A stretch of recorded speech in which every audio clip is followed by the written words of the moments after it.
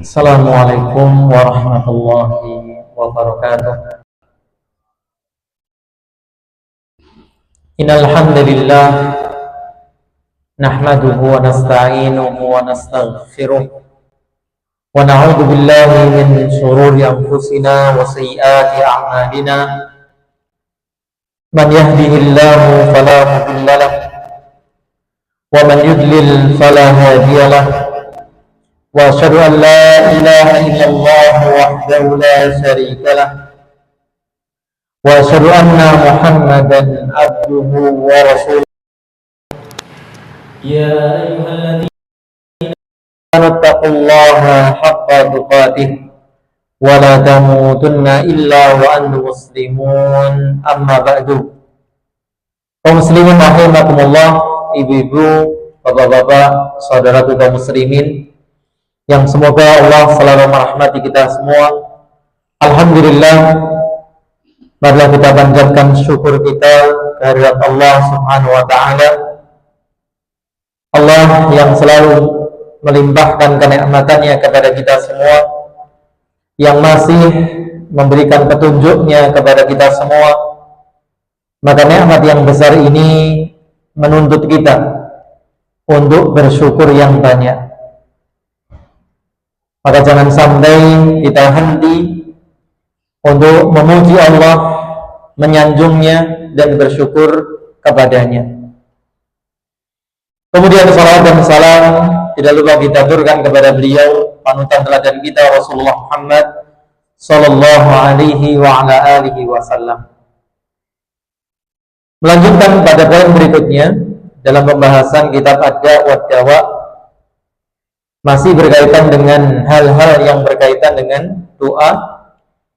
Di poin terakhir di bab ini, Al-Imam Ibnu Qayyim rahimahullah mengingatkan kita tentang syarat-syarat berharap.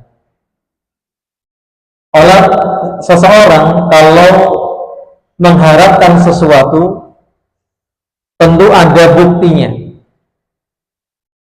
Kalau dia tidak bisa membuktikan syarat ini, maka harapan itu hanyalah khayalan.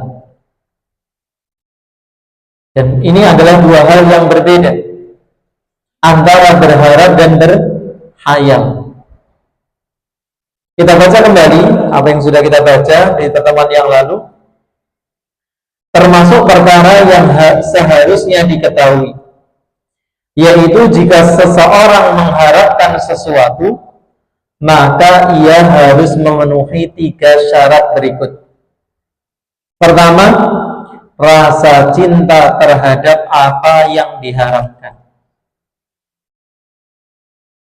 Maka di sini salah kalau orang mengatakan apa?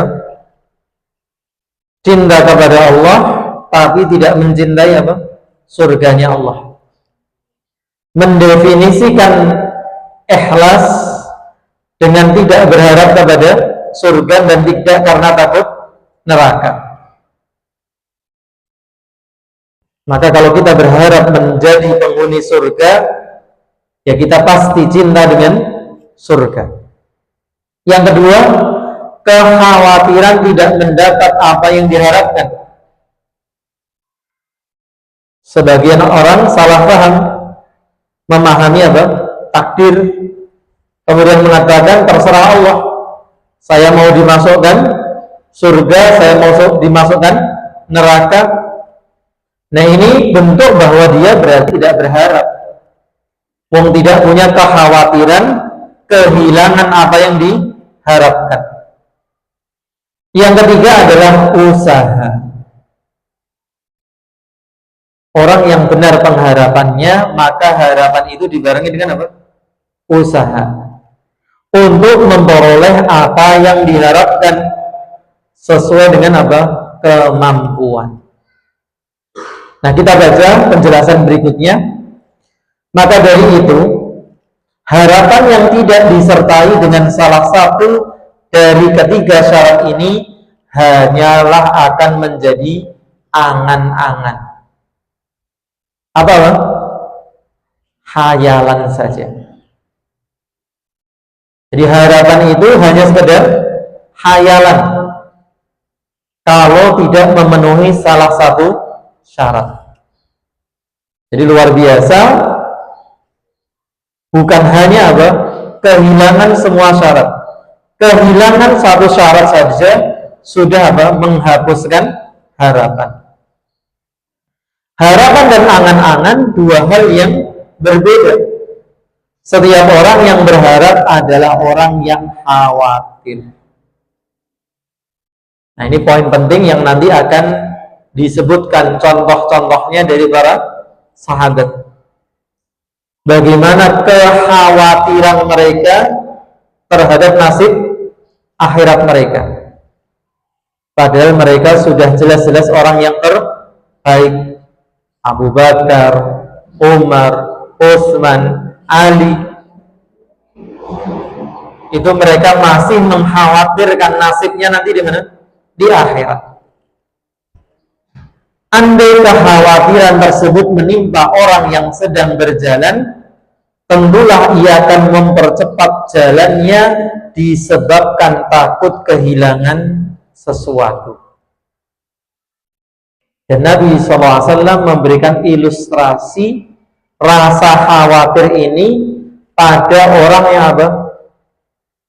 Melakukan perjalanan, dikejar musuh,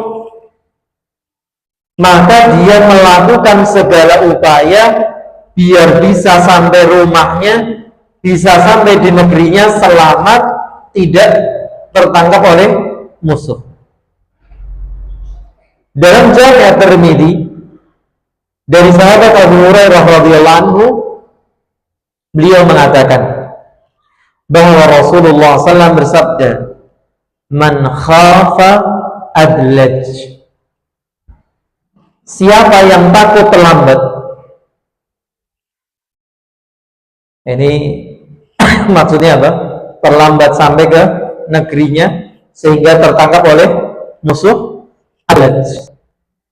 Apa itu adlaj? Di sini dikatakan wa man adlaja balaghal manzil. Niscaya ia akan berjalan semalam seunduk. Adlaja itu apa? Berjalan di waktu malam. Kita rasakan ya, magetan saja. Kalau keluar dari rumah, gimana rasanya? Terik, gitu ya? Panas. Bagaimana kondisi di Jazirah Arab? Maka dulu orang-orang ketika mensiasati perjalanan di gurun, bagaimana caranya? Mereka melakukan perjalanan pagi-pagi sampai matahari agak naik ke atas. Kalau sudah mulai panas, mereka akan berteduh. Nanti akan melakukan perjalanan lagi kapan? Kalau matahari sudah mulai redup.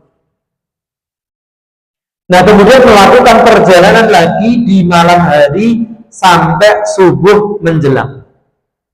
Nah, perjalanan di malam hari ini namanya apa? Adlaj. Karena terik matahari, perjalanan yang dilakukan ini lebih panjang di malamnya dibandingkan apa? Siang harinya. Maka orang yang memanfaatkan kesempatan malam, karena ada juga sebagian yang lain kalau malam itu apa? Istirahat. Tapi ada yang memanfaatkan waktu malam untuk perjalanan supaya apa? Segera sampai tujuan. Wa man adlaja balaghal manzil. Dan barang siapa yang berjalan semalam suntuk, ia pasti akan sampai ke tempat tujuannya, ke rumahnya. Manzil bisa diartikan apa? Tempat tujuan atau rumah. Nah, itulah cara kita mensiasati hidup. Kalau kita ingin mendapatkan apa? Surganya Allah, maka dalam hadis yang lain disebutkan apa? Ihtanim khamsan qabla khamsin. Manfaatkanlah yang 5 sebelum datang yang 5. Apa itu? Syababaka qabla haramik. Masa mudamu yang masih muda-muda ini sebelum datang masa tua. Non sewu yang tua-tua ini dulu pernah muda nggak? Atau langsung tua begini? Termasuk yang ngomong gitu ya? Pernah muda nggak ya kira-kira? Pernah kelihatannya ya? Subhanallah. Jadi yang muda jangan mengira dirinya akan muda terus. Akan tiba masanya tua tersebut. Sehat qabla maradhi. Masa sehat sebelum datang masa sakit. Ghina qabla fakrik. Masa kita punya kecukupan, punya kekayaan sebelum datang kefakiran, kekurangan. Faragha qabla syughlik. Masa longgarmu sebelum datang sibukmu. Dan kalau 4 ini sudah hilang dari seseorang, masih ada satu. Apa itu? Hayataka qabla mautik. Maka orang yang memanfaatkan 5 hal ini ibaratnya orang yang menggunakan apa? Waktu malam yang lainnya istirahat, dia apa? Gunakan untuk berjalan. Kenapa kita harus memaksimalkan ini? Ala inna sil'atallahi ghaliyah. Ketahuilah, sesungguhnya barang dagangan Allah itu mahal. Kalau orang ingin membeli sesuatu yang mahal, pasti bekerja apa? Maksimal. Biar barang yang dia inginkan apa? Terbeli.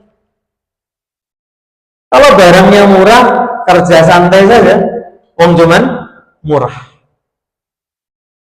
Maka orang yang paham bahwa barang yang Allah dagangkan itu mahal, dia akan menggunakan waktu sebaik mungkin, menggunakan 5 kesempatan tadi sebaik mungkin. Apa tuh yang diperdagangkan oleh Allah? Ala inna sil'atallahil jannah. Ketahuilah, sesungguhnya barang dagangan Allah itu adalah surga. Makanya kalau guyonan ya sebagian apa? Ya kalau murah gitu ya, cukup apa? Jawab pertanyaan yang mudah gitu ya. Hadiahnya apa? Sepeda. Ya. Hadiahnya balon. Hadiahnya apa? Piring cantik. Hadiahnya payung. Nah itu pertanyaan yang mudah. Tapi ini adalah apa? Hadiahnya itu surga. Maka usahanya harus sungguh-sungguh. Sebagaimana Allah Subhanahu wa ta'ala memberikan harapan untuk orang-orang yang melakukan amal soleh, maka dia juga menyertakan rasa takut bagi mereka. Nah, ini yang selalu kita pelajari dari guru-guru kita, para ulama kita. Seorang mukmin menyeimbangkan antara rasa harap dan takut. Di saat ada harapan, maka di sana juga diletakkan apa? Ancaman. Agar kita ini apa? Menyeimbangkan antara harap dan takut. Berdasarkan hal ini diketahui bahwa rasa harap dan takut yang bermanfaat adalah yang teriringi oleh amal saleh. Inilah yang apa? Ada dalam 3 syarat. Harap itu apa? Mewakili rasa cinta. Takut mewakili kekhawatiran, kehilangan. Dan yang ketiga apa? Amal mewakili usaha. Allah berfirman di surat Al-Mu'minun ayat 57 sampai 61. Allah menceritakan innal ladzina hum min khasyati rabbihim musyfiqun. Ketika Allah mensifati sifatnya orang beriman, di antara sifatnya adalah apa? Sungguh mereka adalah orang-orang yang karena takut azab Rabb-nya mereka itu sangat berhati-hati. Walladzina hum bi ayati rabbihim yu'minun, dan mereka yang beriman dengan tanda-tanda kekuasaan Rabb-nya, Tuhannya. Walladzina hum bi rabbihim la yusyrikun, dan mereka yang tidak mempersekutukan Rabb-nya. Walladzina yu'tuna ma atau wa qulubuhum wajilatun. Dan poinnya di sini, lihat, disebut di depan tadi punya rasa takut dan sikap hati-hati. Kemudian di sini disebutkan, dan mereka yang memberikan apa yang mereka berikan, yaitu berupa sedekah, dengan hati penuh rasa takut. Mereka bersedekah, tapi di saat yang sama hatinya ada apa? Ketakutan, karena mereka tahu bahwa sesungguhnya mereka akan kembali apa? Kepada Rabb-nya. Annahum ila rabbihim raji'un ulaika yusari'una fil khairat. Dan ini yang digambarkan dalam hadis tadi, orang yang bercepat-cepat dalam perjalanannya, itu gambaran tentang siapa?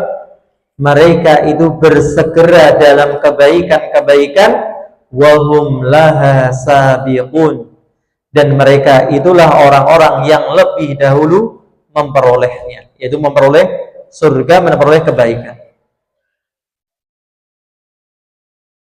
Diriwayatkan oleh Al-Imam At-Tirmidzi dalam kitab Jami'-nya dari Ummul Mukminin Aisyah radhiyallahu anha, beliau bercerita, aku bertanya kepada Rasulullah SAW mengenai ayat ini. Apakah mereka adalah orang-orang yang minum khamr, berzina dan mencuri?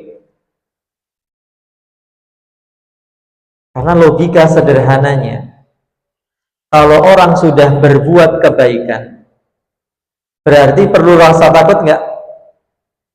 Enggak, mau berbuat baik. Takut itu kalau berbuat salah. Maka ditanyakan dengan kecerdasan Ummul Mukminin Aisyah, kok mereka takut sudah berbuat baik? Apakah karena apa? Mereka minum khamr, berzina, atau mencuri, punya amal baik, tapi juga berbuat amal buruk? Subhanallah, itu cerdasnya siapa? Ummul Mukminin Aisyah. Maka dijawab oleh Rasulullah SAW, la ya bintas Siddiq, bukan wahai anaknya Pak Siddiq, gitu ya. Oh bukan, maksudnya gelarnya siapa? Abu Bakar As-Siddiq. Walakinnahum, terus siapa mereka ini? Yang beramal soleh tapi diiringi rasa takut. Akan tetapi mereka adalah alladzina yasumun, mereka adalah orang-orang yang berpuasa, wa yusallun, dan menunaikan salat, wa yatasaddaqun, dan bersedekah, wa yakhafuna alla tutaqabbala minhum, mereka takut semua amal tersebut tidak diterima. Ini yang seharusnya ada pada diri orang yang beramal saleh. Di satu sisi, kenapa kita beramal saleh? Karena mengharapkan pahala Allah, ganjaran Allah. Tapi di saat yang sama kita juga takut kalau keikhlasan kita ini kurang, kualitas ibadah kita ini kurang, amal itu tidak diterima oleh Allah. Betapa susahnya mengatur namanya ikhlas. Kalau tata cara mungkin kita bisa mengusahakan, tapi hati ini baru lurus sebentar sudah bengkok lagi. Baru lurus sebentar sudah bengkok lagi. Subhanallah. Maka dikatakan oleh apa? Para ulama terdahulu, ma'alajtu syai'an asyadda min niyati. Tidaklah aku mengobati sesuatu yang lebih berat daripada niatku. Hati ini loncat sana, loncat sini. Maka dijelaskan, ini bukan tentang orang yang berbuat maksiat, berbuat dosa, bukan. Tapi orang beriman yang beramal soleh, yang berharap amal solehnya diterima oleh Allah, tapi di saat yang sama ada ketakutan kalau amal-amal itu tidak diterima. Inilah menyeimbangkan antara apa? Ar-raja wal khauf, harapan dan rasa takut. Ulaika yusari'una fil khairat. Mereka adalah orang-orang yang bersegera dalam kebaikan. Maka subhanallah, di antara ciri orang yang beruntung, ciri orang beriman itu apa? Terhadap kebaikan itu bersegera. Bukan yang lambat-lambat, yang banyak pertimbangan, mikir dan sebagainya, sampai akhirnya terlambat, tidak. Hal serupa juga diriwayatkan dari hadis Abu Hurairah radhiyallahu anhu. Allah Subhanahu wa taala menyifati orang yang bahagia dengan perbuatan baik yang disertai dengan rasa takut. Sedangkan dia, yaitu Allah, menyifati orang-orang yang sengsara dengan perbuatan buruk yang disertai rasa aman. Kalau kita mengingat kalimat ini juga perkataan Hasan al-Basri yang menerangkan perbedaan orang beriman dan orang munafik. Orang beriman itu berbuat baik tapi punya rasa takut. Sedangkan orang munafik sudah tidak berbuat baik tapi merasa aman. Hati-hati. Kalau ada salah satu itu pada diri kita, tidak berbuat baik kemudian merasa aman, ini jangan-jangan ada kemunafikan dalam hati seseorang. Nah, kemudian beliau mulai menyebutkan sikap-sikap salafus saleh, para sahabat dalam kekhawatiran mereka terhadap diri masing-masing. Siapa saja yang memperhatikan kondisi para sahabat, niscaya ia akan mendapati mereka berada pada puncak amal disertai dengan puncak rasa takut. Amalnya banyak, besar, tapi rasa takutnya juga besar. Adapun kita menggabungkan antara kurangnya amal, bahkan kelalaian, dengan rasa aman. Subhanallah. Ini padahal sekelas ya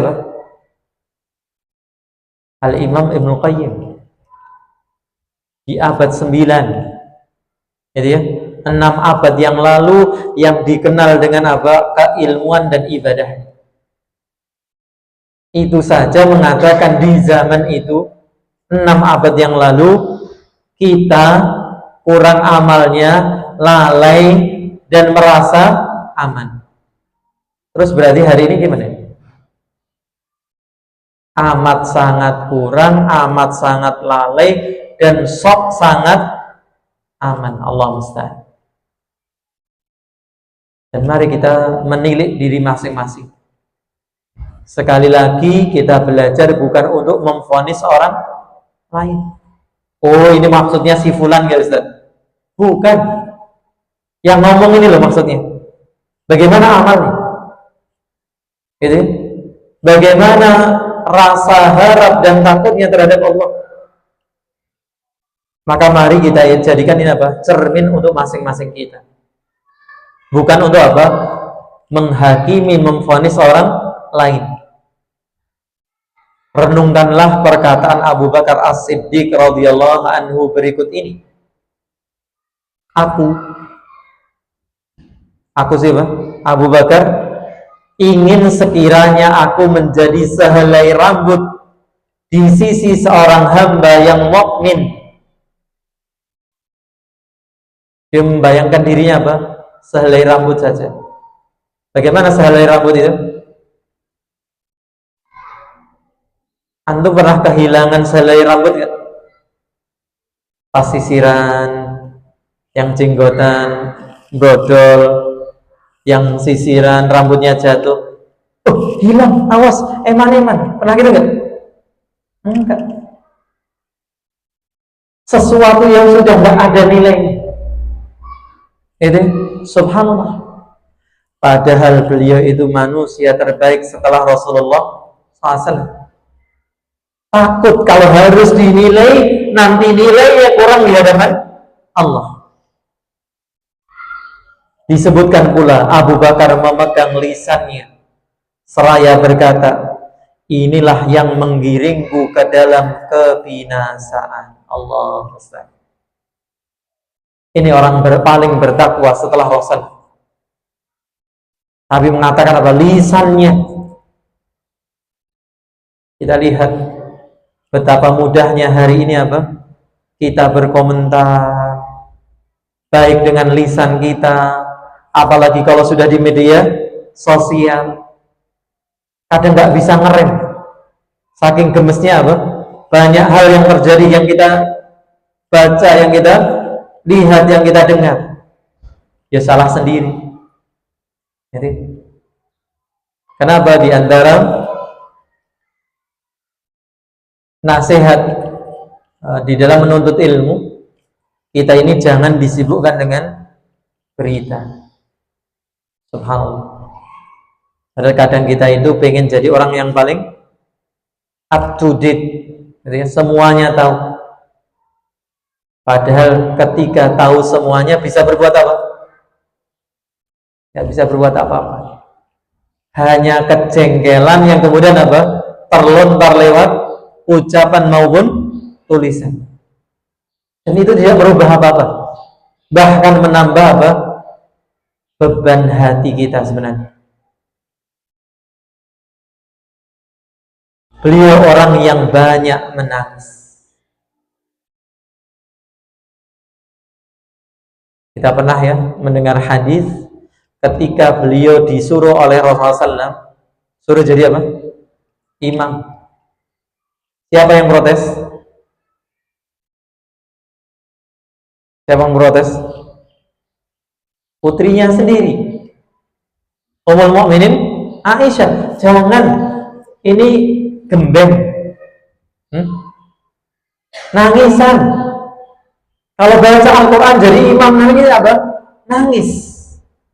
Putrinya sangat paham tentang siapa? Ayahandanya. Maka beliau pernah memberikan saran apa? Menangislah. Jika kalian tidak bisa menangis, maka berpura-puralah menangis. Apa artinya berpura-pura? Bukan untuk bersifat munafik, bukan. Tapi hati ini perlu dilatih. Sebagaimana apa? Fisik ini perlu dilatih. Biar apa? Terbiasa mengangkat beban. Itu dari beban yang sedikit, semakin lama kuat beban yang berat. Maka hati pun demikian. Hati kita ini sulit menangis. Karena apa? Gak pernah dilatih menangis. Maka kalimat pura-puralah menangis itu apa? Supaya hati itu berlatih, terenyuh, menjadi lembut, akhirnya terbiasa apa? Menangis. Ketika mengerjakan salat, sahabat ini seperti sebatang pohon disebabkan rasa takutnya kepada Allah Azza wa Jalla. Bahkan dikisahkan Abu Bakar As-Siddiq radhiyallahu anhu, kalau sudah salat ibarat sebatang pohon. Gimana? Bergerak tidak sama sekali, goyang tidak sama sekali. Saking takutnya kepada Allah. Kayak kopral menghadap apa? Komandannya, apalagi yang datang jenderal, sudah posisi tegap, posisi siap, gak berani ubah sedikit pun, hanya mengucapkan apa? Siap salah, meskipun benar hanya mengatakan apa? Siap salah. Itu baru di hadapan manusia. Maka seorang yang beriman seharusnya di hadapan Allah tidak berkutik sama sekali. Kalau benar-benar ada rasa takut dalam dirinya. Diceritakan juga suatu ketika ada yang membawakan seekor burung kepadanya. Abu Bakar membolak-balikkannya lalu berkata, tidaklah hewan buruan ditangkap dan pohon ditebang, melainkan ada tasbih yang disia-siakan. Dia menyesalkan, ya, bahwa hewan buruan tadi diburu untuk beliau. Padahal apa? Baik hewan, baik tanaman, seluruh benda itu bertasbih kepada Allah. Kemudian diceritakan pula saat menghadapi maut, Abu Bakar berkata kepada putrinya, yaitu Ummul Mukminin Aisyah radhiyallahu anha, wahai putriku, sebagian harta kaum muslimin ada padaku. Ya jelas, karena beliau sebagai apa? Khalifah. Apa wujudnya barang itu? Yaitu abaah, mantel atau pakaian yang biasa dikenakan wanita Arab. Ini kelihatannya penerjemahnya menerjemahkan abaah dengan bahasa hari ini. Abaah memang kalau diterjemahkan dengan bahasa hari ini, atau kemudian yang lebih populer lagi, ibu-ibu biasanya menyebut dengan apa? Abaya. Itu jubah yang dikenakan wanita. Tapi di sini bukan, gitu ya. Abaah itu mantel di luar, pakaian yang dikenakan setelah orang mengenakan baju, misalnya gamis, atau sekarang disebut dengan apa? Mislah. Gitu ya. Kalau melihat syekh-syekh itu khutbah, ceramah, itu kan selain gamis putih, kemudian apa? Ada yang hitam, ada yang coklat, tipis itu namanya abaah. Kemudian apa? Bejana untuk memerah susu dan budain. Subhanallah. Ini khalifahnya kaum muslimin. Ternyata fasilitas kenegaraannya apa? Cuman baju tambahan luar, cuman apa? Baskom, tempat susu, dan seorang pelayan. Allah Akbar. Bawalah segera kepada Umar bin Khattab radhiyallahu anhu. Dan diperintahkan kepada putrinya untuk apa? Menyerahkan sudah. Saya sudah akan meninggal, dan beliau apa? Berwasiat agar Umar menjadi penggantinya. Beliau pun juga pernah menambahkan, mengatakan, demi Allah aku lebih senang sekiranya aku menjadi pohon yang dimakan lalu ditebang. Artinya tidak akan menghadapi apa? Hisab. Padahal kita tahu ada 70.000 dari umat ini yang akan apa? Bebas selamat dari hisab, tidak pula azab. Dan di antara yang paling pantas siapa? Abu Bakar As-Siddiq radhiyallahu anhu. Tapi beliau berharap menjadi pohon yang diambil buahnya, gitu ya. Kemudian ketika sudah tidak menghasilkan buah, bagaimana? Ditebang jadi kayu bakar. Allah Akbar. Betapa khawatirnya mereka terhadap hisab kelak di hari kiamat. Padahal mereka jelas-jelas orang yang terbaik. Disebutkan dari Al-Imam Qatadah, seorang tabi'in, beliau berkata, telah sampai kepadaku perkataan Abu Bakar Aku senang sekiranya aku menjadi tanaman hijau yang dimakan binatang ternak. Atau dalam riwayat yang lain dikatakan apa? Seandainya saya hanya ramban, rumput yang dimakan ternak kemudian selesai. Subhanallah. Jadi, itu sosok Abu Bakar. Kemudian sosok sahabat Umar. Lihatlah Umar bin Khattab radhiyallahu anhu saat membaca surah At-Tur. Sahabat ini menangis ketika sampai pada ayat Inna adzaba rabbika lawaqi'.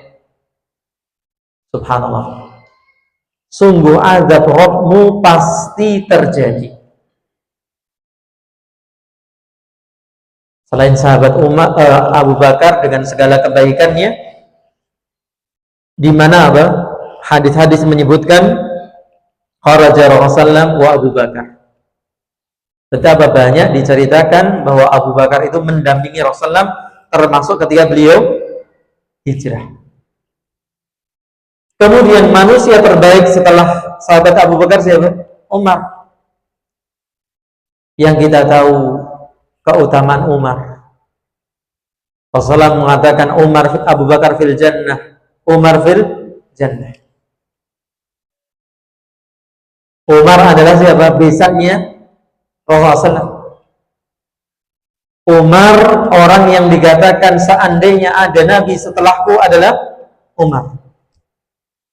Umar yang adalah orang yang apa? Dikatakan oleh Rasulullah, kalau Umar melewati satu gang, setan milih lewat gang yang lain.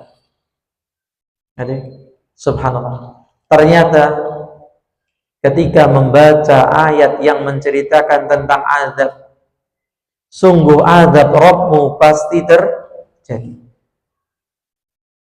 Apa yang dirasakan? Karena beliau pun menangis. Bahkan karena sangat kerasnya tangisan tersebut, beliau sakit. Akhirnya para sahabat menjenguknya. Nangis saking abang gugup. Iya, bahasanya gitu ya. Terseduh-seduh. Saking kerasnya tangisan itu mengakibatkan beliau sakit. Sampai kemudian para sahabat apa? Menjenguk beliau. Umar bin Khattab berkata kepada anaknya saat maut menjelang, celakalah kamu. Letakkanlah pipiku ke tanah. Mudah-mudahan Allah merahmatiku. Jadi ungkapan celakalah ini sebenarnya apa? Ungkapan atau terjemahan letterlux. Jadi ya. Itu ungkapan yang mungkin dianggap kasar, celaka. Tapi itu sebenarnya bukan untuk mengungkapkan apa? Kalimat yang kasar. Apa kalimatnya? Waihak. Celakalah kamu, gitu ya. Wallah alam, saya dulu kadang mengibaratkannya seperti kalimat apa? Dan kemudian tambahi apa? Cuk. Gitu ya. Mungkin itu bagi sebagian orang dianggap kasar. Padahal bagi orang Surabaya itu kalimat untuk mengungkapkan apa? Kedekatan. Gitu ya. Dengan sahabatnya lama nggak ketemu. Gitu ya. Maka diungkapkan kalimat suwe gak ketok. Nah, kalimat itu di belakangnya. Nah, wallah alam, apakah ini juga mirip seperti ini? Karena nanti juga ada kalimat yang mirip, gitu ya. Nah, kalau diterjemahkan letterless terkesan kasar, kayak mengumpat, celakalah kamu, gitu ya. Padahal itu tidak maksudnya seperti itu. Ketika apa ini? Sahabat Umar sudah sakit setelah ditusuk Ibnu Muljam, gitu ya. Maka beliau menyuruh anaknya meletakkan pipi beliau itu ke tanah. Apa kata beliau? Mudah-mudahan Allah merahmatiku. Subhanallah. orang yang luar biasa, yang dengan apa yang saya katakan tadi, sifat-sifat. Perluasan dakwah Islam terluas di zaman Umar. Ketika mau meninggal bukan kemudian apa? Oh, saya sudah berbuat begini, sudah bangun ini, sudah memberikan ini. Enggak. Masih takut kalau Allah tidak merahmatinya. Lantas beliau melanjutkan, celakalah ibuku. Apa itu? Sakilatka ummuk. Jika Allah tidak mengampuniku. Subhanallah. Kalau kalimat lebih tepatnya apa? Celakalah apa? Ibu yang telah melahirkanku. Jadi, beliau mengulanginya sebanyak 3 kali baru kemudian apa? Meninggal dunia. Subhanallah. Diceritakan juga saat berzikir di malam hari, Umar pernah membaca ayat yang membuatnya takut sehingga ia tetap tinggal di rumahnya selama beberapa hari. Orang pun menjenguknya karena menyangka ia sedang sakit. Kemungkinan adalah ayat di atas tadi, gitu ya. Di wajahnya pun terdapat 2 garis hitam akibat apa? Tangisan. Jadi sampai apa? Di bawah matanya itu ada bekas hitam. Kenapa? Karena banyak menangis. Sahabat Ibnu Abbas radhiyallahu anhu pernah berkata kepadanya, Allah membuka sejumlah kota, menaklukkan sejumlah negeri, serta melakukan sejumlah hal dengan perantaraan apa? Memuji Umar. Karena telah melakukan apa? Ekspansi dakwah sangat luas. Negeri-negeri asing terbuka, ditaklukkan. Bahkan apa? Hancurnya Persia di zamannya Umar. Ternyata ketika dipuji seperti itu, dan kita tahu sahabat Abdullah bin Abbas termasuk apa? Sahabat muda yang duduk di majelisnya Umar. Tapi ternyata apa jawabannya? Umar pun menjawab, aku senang sekiranya aku selamat tanpa membawa pahala atau dosa. Dia menyebutkan apa? Sahabat Abdullah bin Abbas ini ingin membombong, gitu ya, sahabat Umar di saat apa? Terluka. Ya, akibat tusukan belati itu ya, menjelang wafatnya, ingin dibesarkan hatinya. Tapi beliau hanya menjawab bahwa kafafan. Seandainya apa? Pakku. Ya bahasanya Madiun apa? Impas itu. Kok. Kok pe. Kalau di Salatiga bak bu. Nah, itu ya. Impas. Saya nggak terbebani dosa, saya nggak punya pahala, itu sudah cukup. Subhanallah. Orang dengan jasa begitu besar. Yang diantara perkataan beliau apa? Seandainya ada keledai atau bilghal, gitu ya, yang terpeleset di Irak sana, gara-gara apa? Umar tidak membuatkan jalan untuknya, itu akan ditanyakan oleh Allah Subhanahu wa ta'ala. Subhanallah. Bukan manusia yang terpeleset. Apa? Keledai terpeleset. Beliau takut kalau seandainya ditanya oleh Allah gara-gara apa? Tidak membuat jalan yang baik.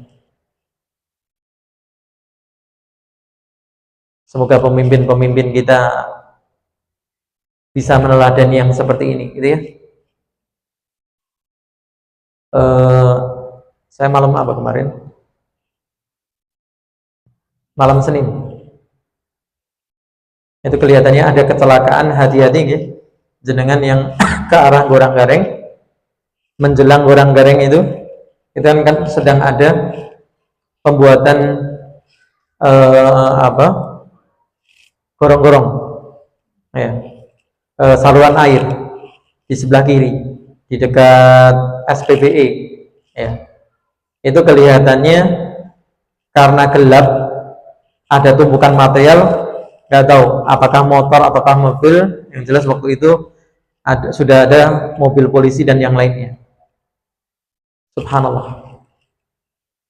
Ini para pemborong gitu ya, atau kalau ada di sini pemborong atau kenalan pemborong, tolong diingatkan. Mereka yang mengerjakan proyek-proyek jalan itu seharusnya apa? Menempatkan lampu, gitu ya, di pembatasnya itu. Dan dulu di Madiun itu ada juga gitu ya, jamaah kajian itu sampai patah kakinya gara-gara menabrak apa? Material yang tidak terlihat. Subhanallah. Kalau sahabat Umar saja takut apa? Keledai kepleset. Bagaimana kalau sampai ada orang-orang yang celaka seperti ini? Gitu ya. Karena kelalaian apa tadi? Meletakkan material jalan yang tidak baik, yang tidak terawat dan sebagainya. Subhanallah. Baik, itu baru sampai pada sahabat Umar. Nanti kita akan baca bagaimana sahabat Utsman, bagaimana sahabat Ali dan yang lainnya. Rasa takut mereka, bagaimana nasib mereka nanti di akhirat. Subhanallah. Ya, ini yang bisa kita baca di kesempatan sore hari ini. Semoga bermanfaat. Kurang dan lebihnya saya mohon maaf. Jazakumullah khairan telah hadir dan menyimak. Wassallallahu ala nabiyyina Muhammadin wa ala alihi wa sahbihi ajma'in. Subhanakallahumma wa bihamdika asyhadu an la ilaha illa anta astaghfiruka wa atubu ilaik. Assalamualaikum warahmatullahi wabarakatuh.